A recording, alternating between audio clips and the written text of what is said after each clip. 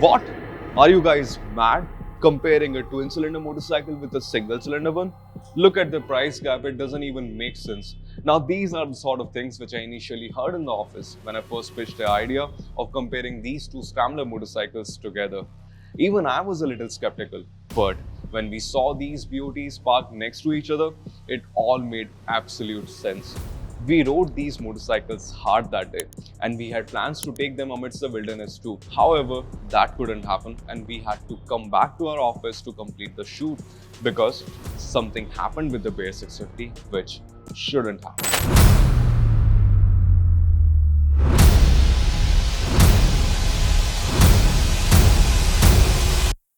Now, before we start spilling the beans, here's an interesting fact for you guys. This comparison features a motorcycle from an iconic British bike maker, the Triumph Scrambler 400X, and another motorcycle, an Anglo-Indian one, which also has British roots, the Royal Enfield Bear 650.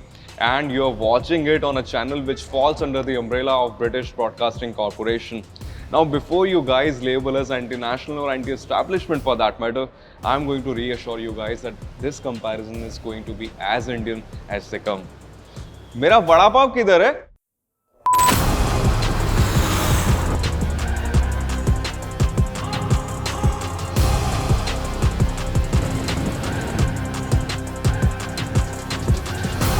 Oh, it was a gorgeous morning with these two motorcycles. And after shooting a bit when we rolled out on the streets, we still couldn't decide that which motorcycle looks better than the other one. So we are going to leave this visual aspect for you guys to decide. However, that is not going to be the case in other aspects because in our heads, we are clear that which motorcycle is the clear winner out of the two.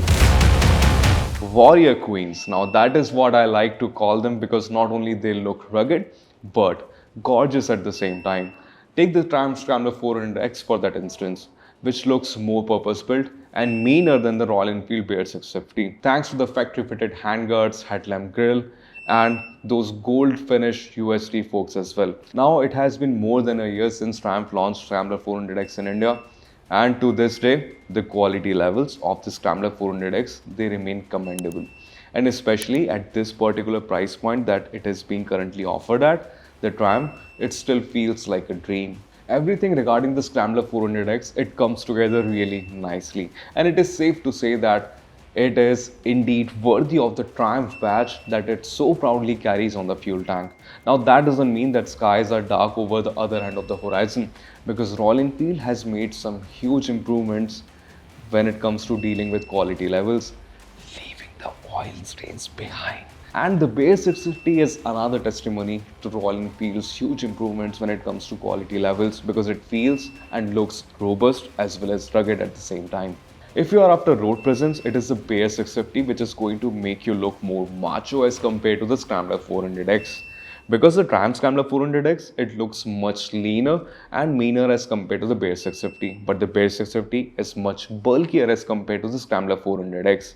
It also helps the Bear 650's case that Royal Enfield has been tripping on a very trippy color palette lately, and the Bear 650 has also become a blank canvas for it because all the shades that are being offered with the Bear 650 are loud, very loud, and goes along with the sort of oral pleasure that the Bear 650 also blesses you with when you are riding it hard.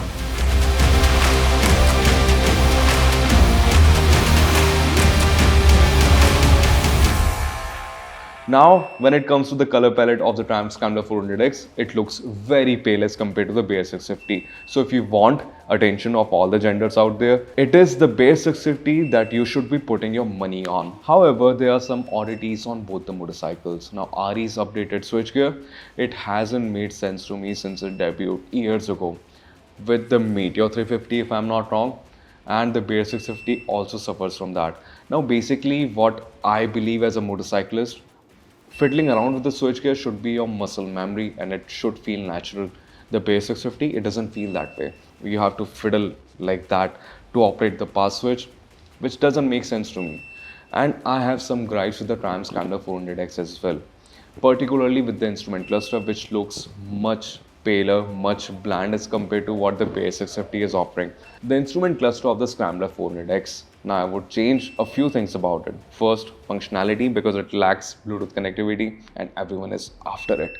And when you compare the Bear 650's cockpit view, it retains the same TFT instrument cluster that we have also seen on the Himalayan and the Gorilla 450.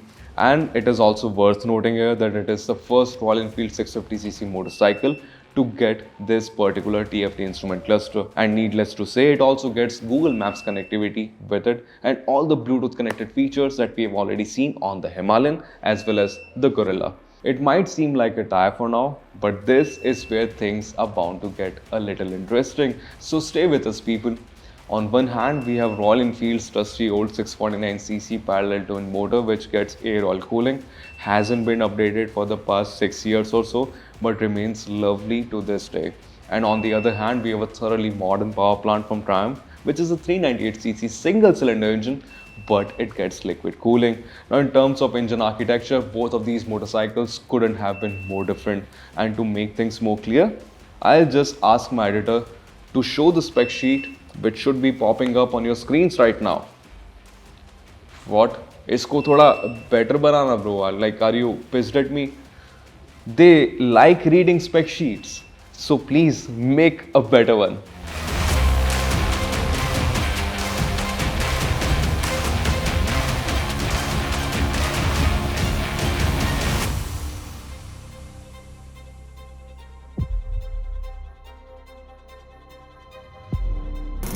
Crammed all the details?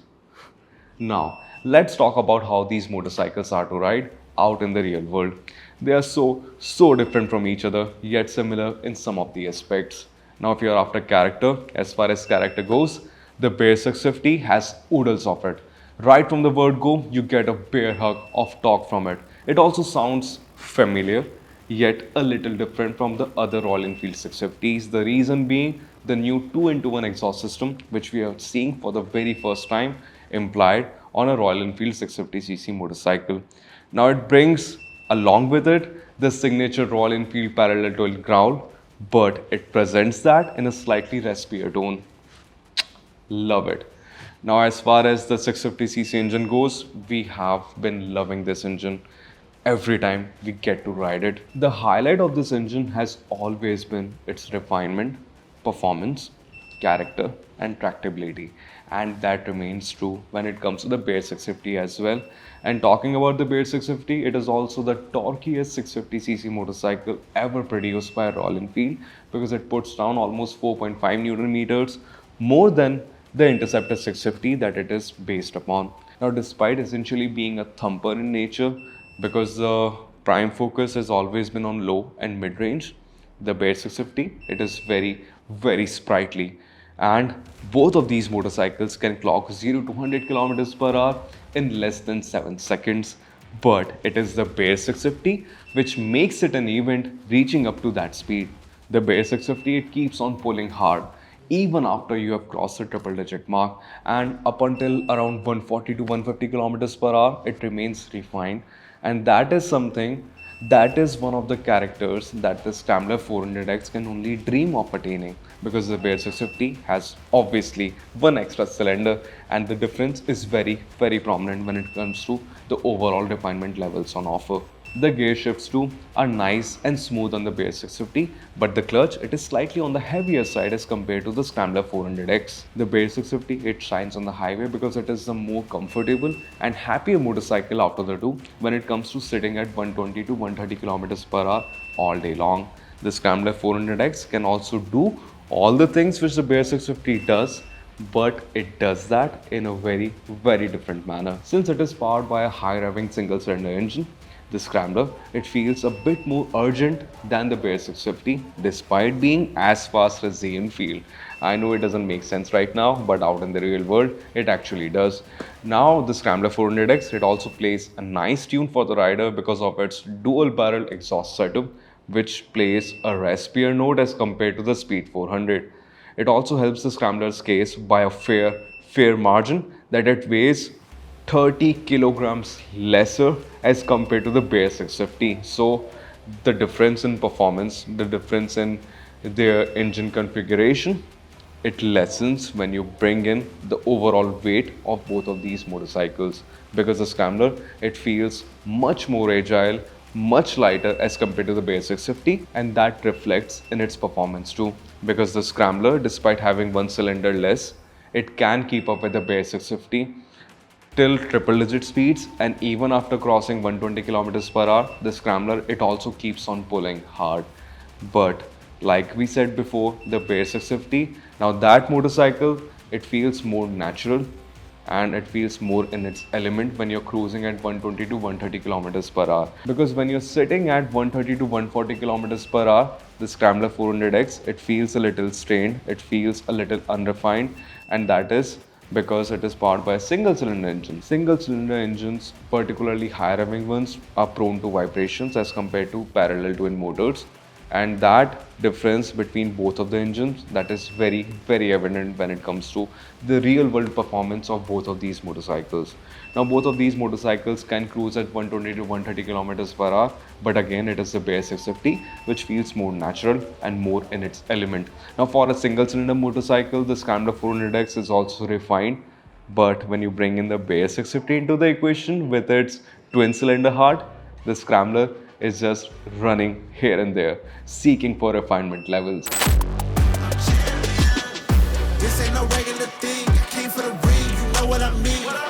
I shoot my shot and it's clean. This for my city, yeah, this for my team. If you talking and talking me nice.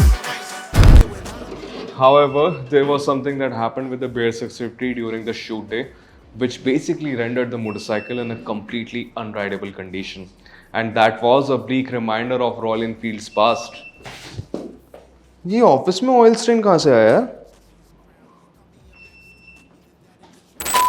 While the Bear 650 has an edge above the Scrambler 400X when it comes to engine and performance, the Scrambler 400X, it strikes back hard.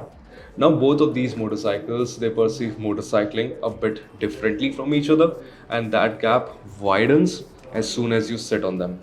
The Scrambler 400X particularly, it feels light and at home, while the Bear 650, it takes some time to get accustomed to.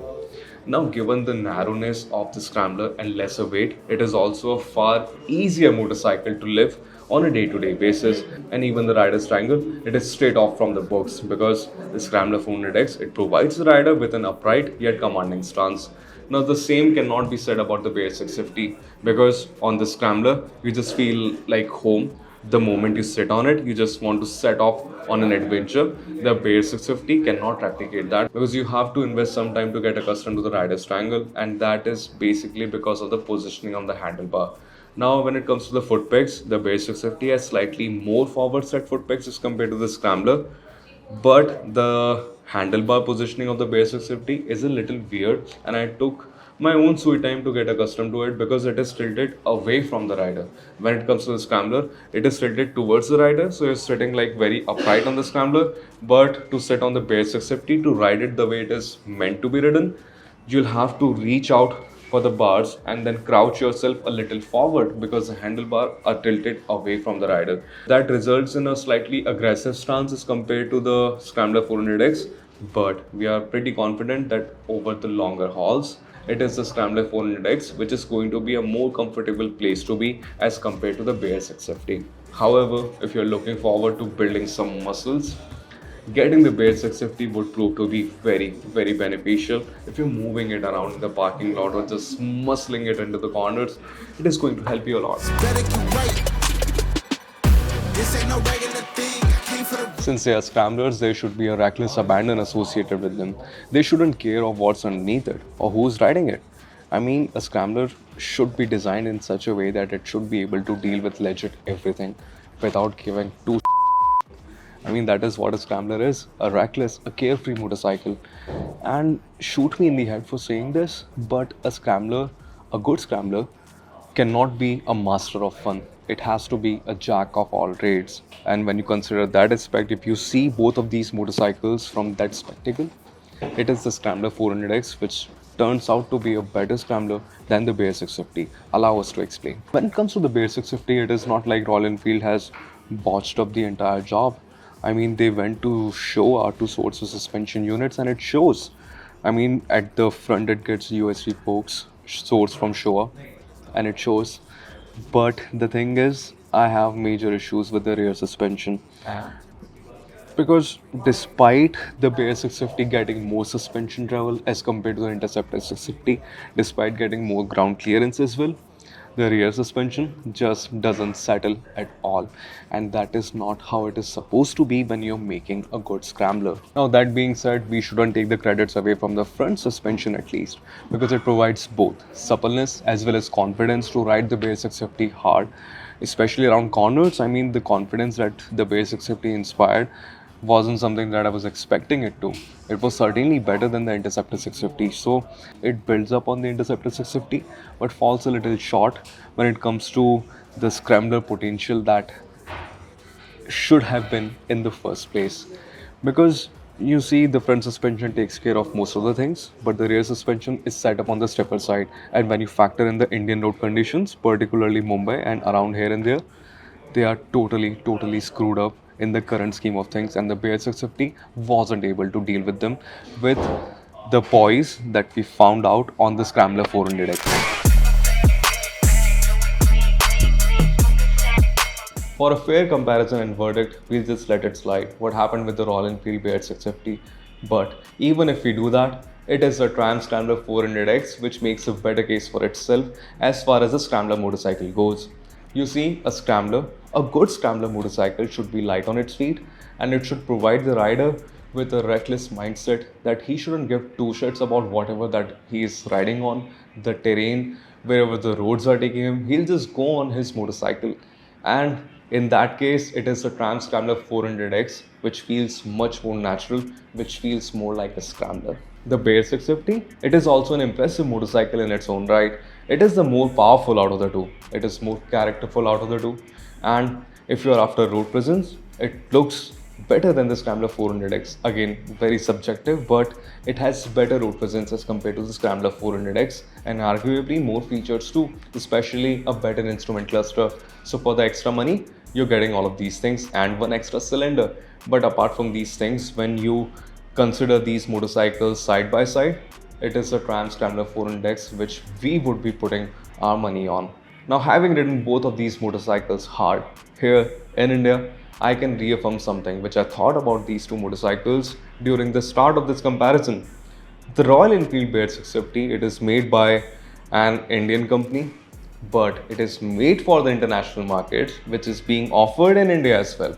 On the other hand, there's the Triumph Scrambler 400X, which is made by an iconic British bike maker like Triumph, but it is developed for Indian road conditions, but it is being offered in other countries as well. Now, on that ironical note, it is time to bid you guys goodbye. This is Anand Pandey from BBC Top Gear Mag India. If you still have any questions left, if you still have any confusion regarding these two scramblers, the comment section is all yours. We'll get back to you with all the right answers. And watch out for the comment section regarding the update for the Bear 650 as well.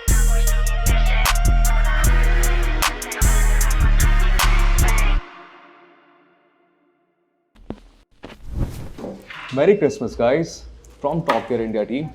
Now, this is the time that we should all be riding our vehicles, be it cars or motorcycles, hard. They are not your garage queens. Take them out. It is winters, it is holiday. What more reasons do you need? Even the rapper stick would agree, right? It's not throwing any gang signs anymore. But on that note, go fast, don't die, be safe out there. There should be someone waiting for you at your home, and even if there isn't, you should still be safe for your own goodness, for your own benefit, people.